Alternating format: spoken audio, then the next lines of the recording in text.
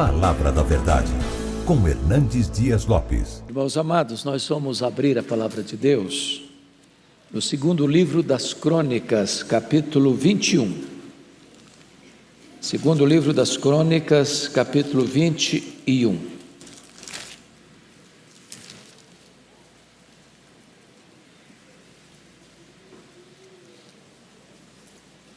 Após a leitura, você mantenha a sua Bíblia aberta nesta passagem, por favor. O reinado de Jeorão. Descansou Josafá com seus pais e foi sepultado com eles na cidade de Davi, e Jeorão, seu filho, reinou em seu lugar. Teve estes irmãos, filhos de Josafá: Azarias, Jeiel, Zacarias, Azarias, Micael e Safatias.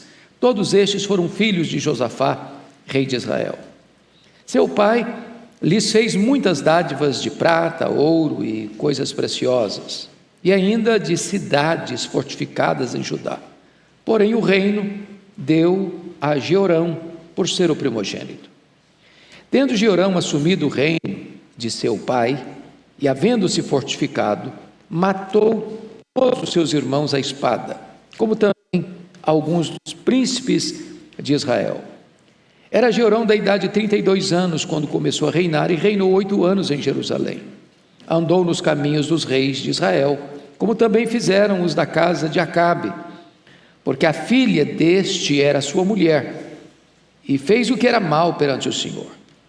Porém o Senhor não quis destruir a casa de Davi por causa da aliança que com ele fizera, segundo a promessa que lhe havia feito de dar a ele sempre uma lâmpada e a seus filhos. Nos dias de Jeroão se revoltaram os edomitas contra o poder de Judá e constituíram o seu rei, o seu próprio rei. Pelo que Jeorão passou adiante com todos os seus chefes e todos os carros com ele. De noite se levantou e feriu os edomitas que os cercavam e os capitães dos carros. Assim se rebelou Edom para livrar-se do poder de Judá até o dia de hoje. Ao mesmo tempo, se rebelou também Líbna contra Jeorão, porque este deixara ao Senhor, Deus de seus pais. Também fez altos nos montes de Judá, e seduziu os habitantes de Jerusalém à idolatria, e fez desgarrar a Judá.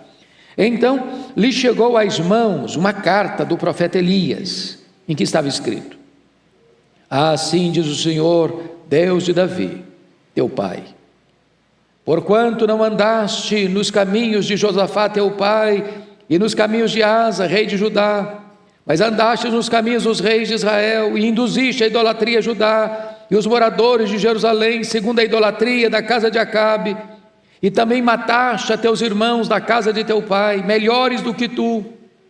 Eis que o Senhor castigará com grande flagelo ao teu povo, aos teus filhos, às tuas mulheres e a todas as tuas possessões. Tu terás grande enfermidade nas tuas entranhas, enfermidade que aumentará dia após dia, até que saiam as tuas entranhas.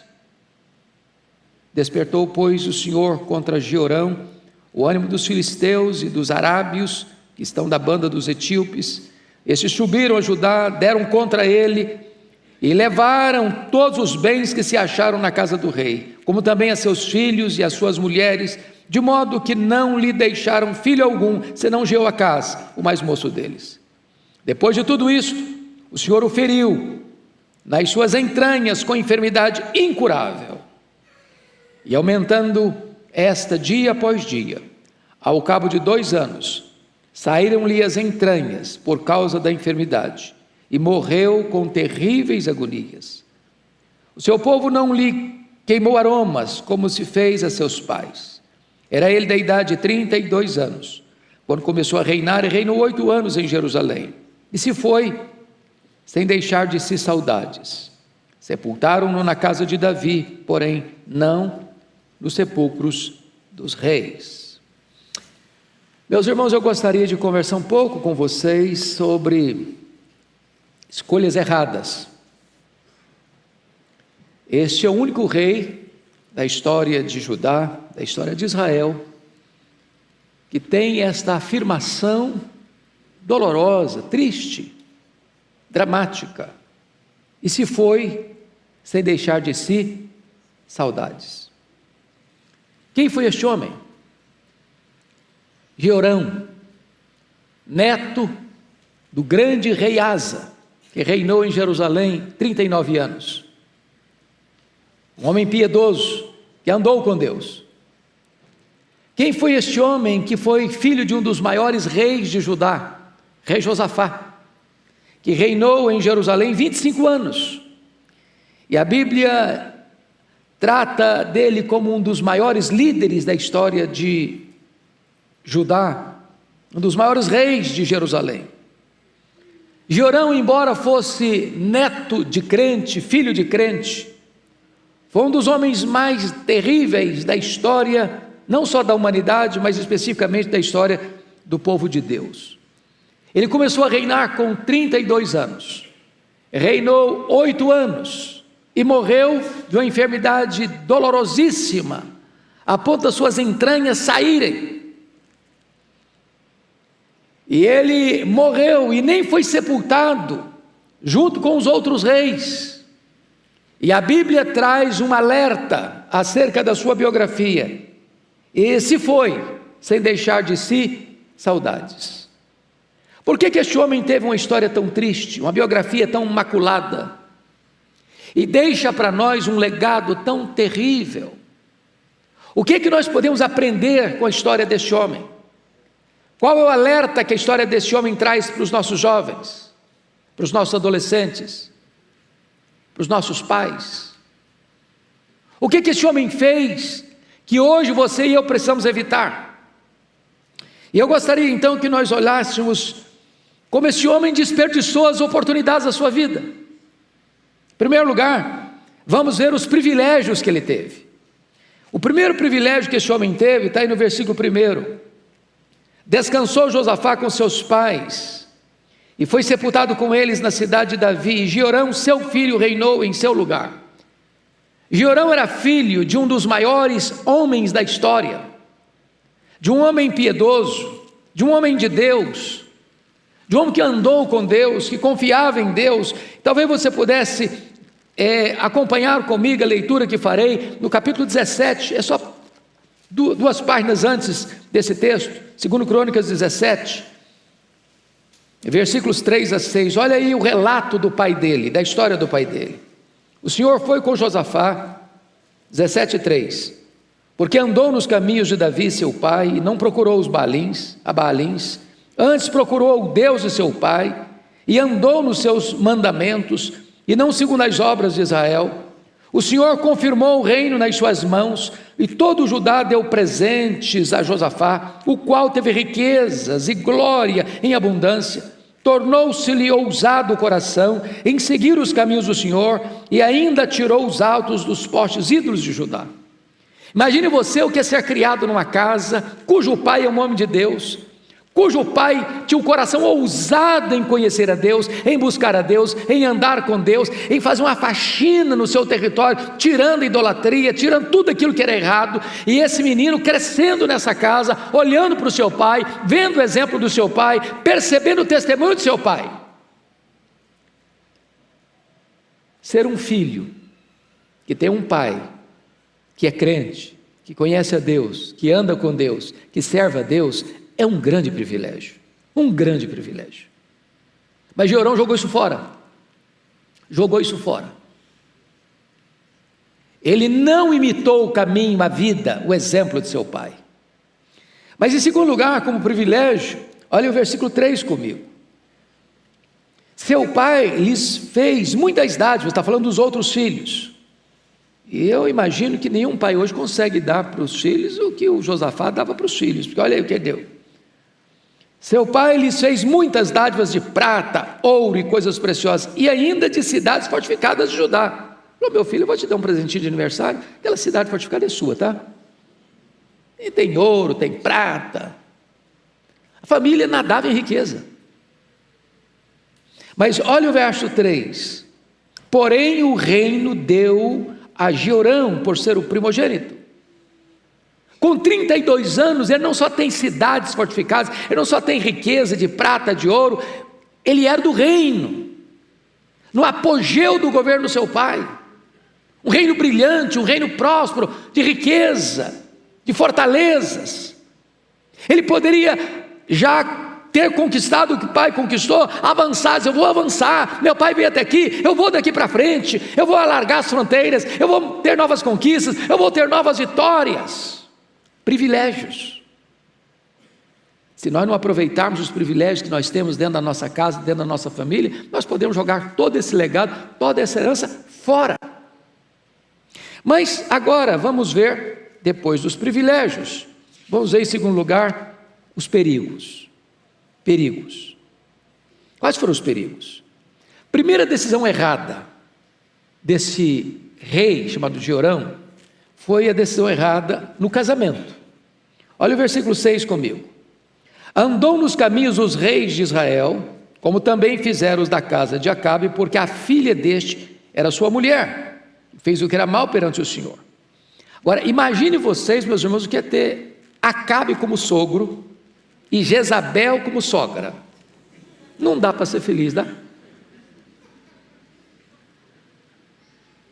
Rapaz e moça, escute isso.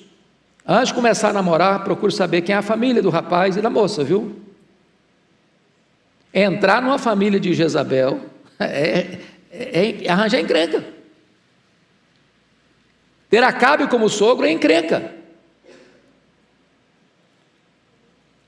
E note vocês que ele se casa com a mulher errada, e ele tem o sogro e a sogra errados, e diz a Bíblia que a sogra dele, a Jezabel, era assassina de profetas. A sogra dele impôs o culto a Baal, lá nas 10 tribos do norte, à força da baioneta, da espada. E ele tinha 32 anos, ele não era adolescente mais, ele era um rapaz, já com a cabeça formada, já com estrutura emocional, pelo menos se esperava, para saber fazer as suas escolhas. E eu vou dizer para vocês, meninos, vocês jovens, se vocês errarem no casamento, vocês encrencaram a vida toda. E uma palavra para os pais, para as mães, vocês precisam estar mais atentos sobre o namoro dos filhos. Se preciso for, interfira. É melhor ver seu filho e sua filha chorando um pouco agora do que sofrendo a vida inteira. Se errar no casamento, a família toda está encrencada. A Bíblia diz: andarão dois juntos se não houver entre eles acordo. A Bíblia diz que você não deve se associar com os ídolos, com as trevas. Então é hora de você, rapaz, você moça, você pai, você mãe, estar atento com as antenas ligadas sobre a questão do namoro dos filhos. Segunda decisão errada desse moço, desse rei, foi a decisão errada com respeito à família. Olha comigo, por favor, o versículo 4. Tendo Jeorão assumido o reino de seu pai e havendo-se fortificado, matou todos os seus irmãos à espada, como também alguns dos príncipes de Israel. Você já pensou um negócio desse? Com quem que ele aprendeu isso? Negócio de matar. Não foi com o pai dele, não foi com o avô dele, foi com a família da mulher dele.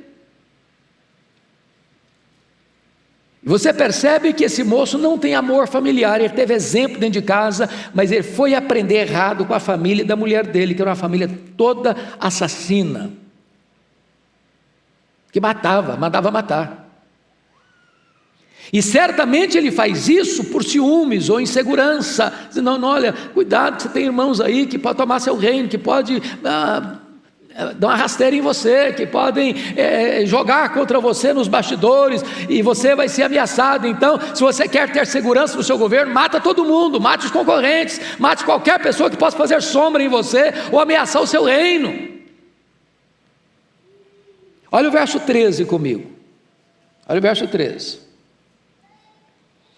Mas andastes nos caminhos dos reis de Israel, e induziste a idolatria a Judá e os moradores de Jerusalém, segundo a idolatria da casa de Acabe, e também mataste a teus irmãos da casa de teu pai, melhores do que tu.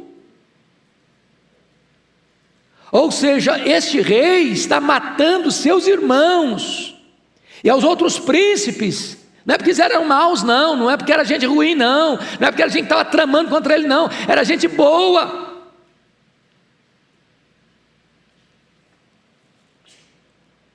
decisões erradas com respeito à família. Família é para se amar, família é para se respeitar, família é para se cuidar. Mas em terceiro lugar, este homem toma uma decisão errada em relação a Deus. Erra no casamento, erra na família e erra também com respeito a Deus. Olha aí comigo os versos 11 a 13. Você pode ler comigo? Vamos juntos? Também fez altos nos montes de Judá e seduziu os habitantes de Jerusalém à idolatria e fez desgarrar a Judá. Então lhe chegou às mãos uma carta do profeta Elias, em que estava escrito: assim diz o Senhor, Deus de Davi, teu pai, porquanto não andaste nos caminhos de Josafá teu pai, e nos caminhos de Asa, rei de Judá, mas andaste nos caminhos dos reis de Israel, e induziste a idolatria e os moradores de Jerusalém, segundo a idolatria da casa de Acabe, e também mataste a teus irmãos da casa de teu pai, melhores do que tu, e vai seguindo a história aí, até o versículo de número 17, mostrando que agora Deus iria puni-lo, punir a ele com enfermidade, punir ao seu povo com grandes sofrimentos, punir a sua própria família, seriam levados escravos, cativos. Por quê? Por uma única razão: ele abandonou Deus de seu pai, de seu avô. Ele importou para Judá, para Jerusalém, o culto pagão das tribos do norte, imposta pela sua sogra, culto a Baal. E diz o texto aqui, preste bem atenção, versículo 11: seduziu os habitantes de Jerusalém. Irmãos, nós temos que parar muito para pensar sobre liderança. Liderança. Um líder nunca é neutro. Um líder ou é uma bênção ou é uma maldição. Ou ele vai levar o povo a uma situação melhor, ou ele vai trazer uma derrocada para o povo. Antes de escolhermos uma liderança, seja ela política, seja ela espiritual, nós precisamos parar e perguntar: que tipo de líder?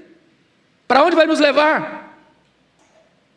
Quais são suas crenças? Quais são seus valores? Quais são seus princípios? No que ele crê, no que ele acredita, qual a sua bandeira, o que ele defende, qual a sua plataforma. E diz o texto que esse rei, por ter se casado com a filha de Acabe, a filha de Jezabel, importa para Judá as mesmas práticas do reino do norte, e seduz e induz o povo à idolatria, à rebelião contra Deus.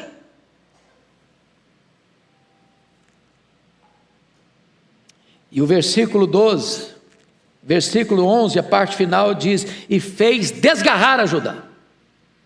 Levou a nação inteira para o abismo, levou a nação inteira para a idolatria, levou a nação inteira a abandonar o verdadeiro Deus. E a Bíblia diz que feliz é a nação cujo Deus é o Senhor. Meus amados irmãos, quando um líder tenta levar uma nação para longe de Deus, esta nação está cavando o seu próprio abismo, a sua própria sepultura. Sua própria sepultura. Mas então agora vamos, em terceiro lugar, ver os prejuízos. Então, são 3 P's para vocês guardarem: privilégios, segundo, perigos, terceiro, prejuízos. Pode repetir essas 3 palavras comigo? Privilégios, perigos, prejuízos. Quais são os prejuízos? Primeiro prejuízo: Deus castiga o povo, a família e o rei. Vejam vocês que a partir do verso 12, Deus começa a mostrar para ele os problemas que ele vai enfrentar. Então, versículo 14 começando o seguinte: eis que o Senhor castigará com grande flagelo ao teu povo, aos teus filhos, às tuas mulheres e a todas as tuas possessões. Então note você que não sobra nada: a nação, a família e a economia, os teus bens, as tuas possessões. Mas ele também ficou por último para mostrar que a pena tinha que ser mais pesada. Tu terás grande enfermidade nas tuas entranhas, enfermidade que aumentará dia após dia, até que saiam as tuas entranhas. Vê que essa enfermidade não tem a ver com o demônio, não. Não é o demônio que está botando essa enfermidade, não. É o próprio Deus. É juízo. É juízo. De Deus não se brinca, de Deus não se zomba, Deus não se deixa escarnecer. E aqui você está percebendo que esta carta vem de quem? Do profeta Elias. Quem é o profeta Elias? O mesmo homem que advertiu Acabe, o mesmo homem que advertiu Jezabel, o mesmo homem que trouxe juízo de Deus àquele reinado ímpio, perverso das 10 tribos do norte. É este homem de Deus que está dizendo o seguinte: olha, não brinque com Deus não, não zombe de Deus não escarneça de Deus não, porque o juízo de Deus virá, e virá sobre você, e virá sobre a sua família, e virá sobre a economia, e virá sobre o povo que está debaixo do teu governo. Irmãos, está na hora de nós termos temor de Deus, temor de Deus. Que quem governa as nações não são os homens, é Deus. Quem governa a igreja não somos nós homens, é o próprio Senhor Jesus Cristo, que é o cabeça da igreja. Tenhamos temor, tenhamos reverência, tenhamos cuidado. Segundo lugar, irmãos, ele não só tem castigo, mas ele perde o reino, perde o reino. Olha comigo aí, versos 16 e 17. Despertou, pois, o Senhor contra Jeorão o ânimo dos filisteus e dos arábios, que estão da banda dos etíopes. Estes subiram a Judá, deram contra ele e levaram todos os bens que se acharam na casa do rei, como também os seus filhos, as suas mulheres, de modo que não lhe deixaram filho algum, senão Joacás, o mais moço deles. Preste atenção nisso. Quem está trazendo essas nações contra Judá é o próprio Deus. Como o próprio Deus mais tarde vai trazer a Babilônia contra Jerusalém. Irmãos, o povo de Deus é forte se está na presença de Deus. O povo de Deus é fraco se rebela contra Deus. A igreja é forte quando ela é santa, pura, quando ela, como esta igreja, tem buscado servir a Deus, fazer a obra de Deus. Enquanto a igreja busca Deus, leva Deus a sério, santifica a sua vida, faz a obra de Deus, ela é forte. Mas se ela abandona Deus, se ela abandona os princípios de Deus, se ela deixa de servir ao Senhor, então ela não tem força, Deus a torna fraca.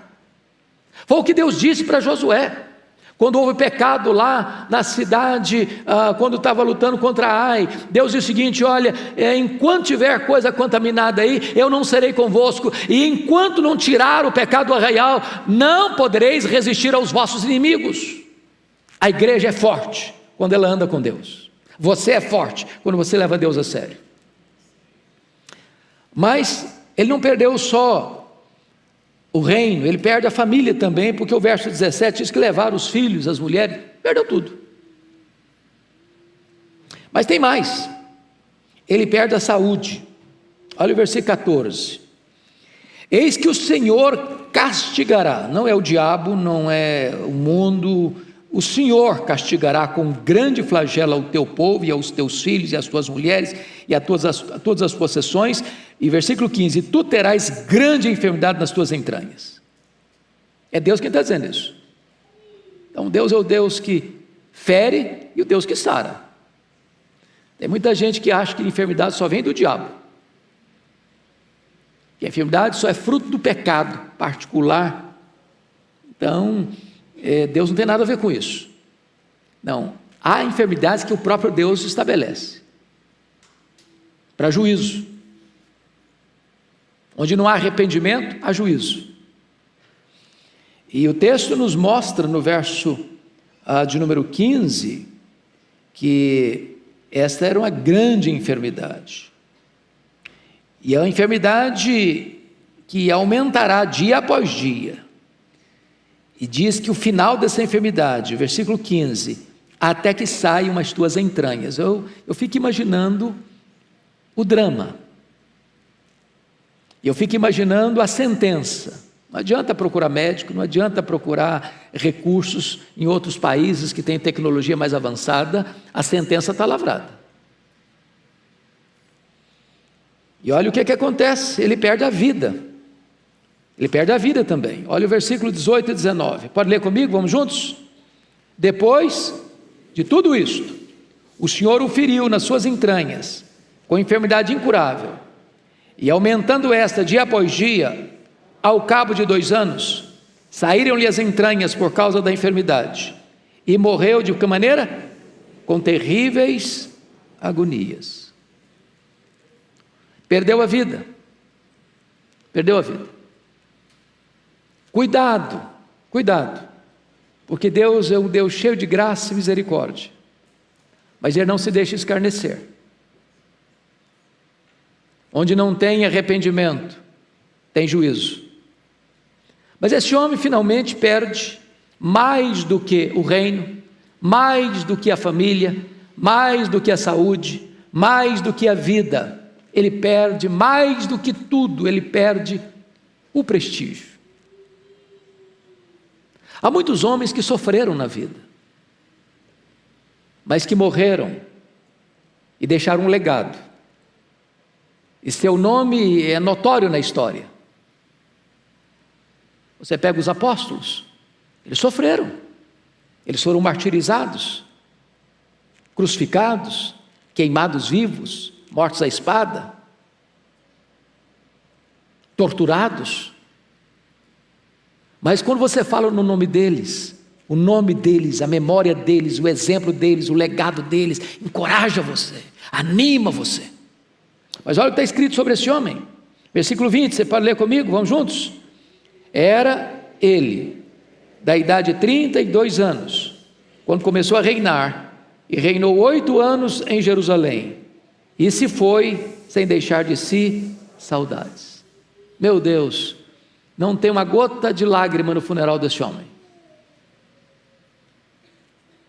Alguém diria, já foi tarde. E o povo não chorou.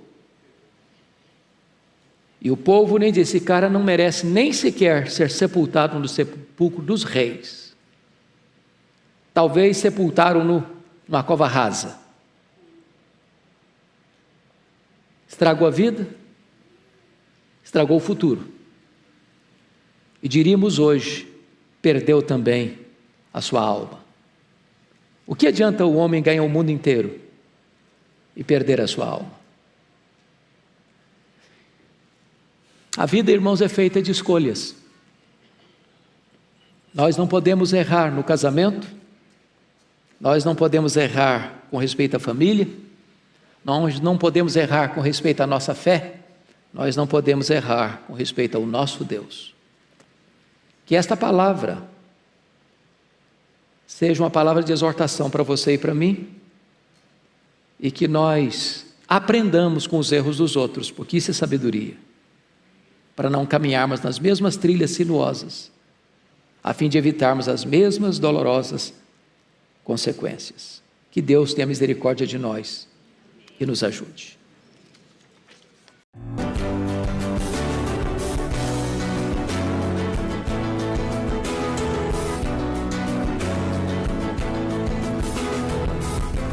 Palavra da Verdade, com Hernandes Dias Lopes.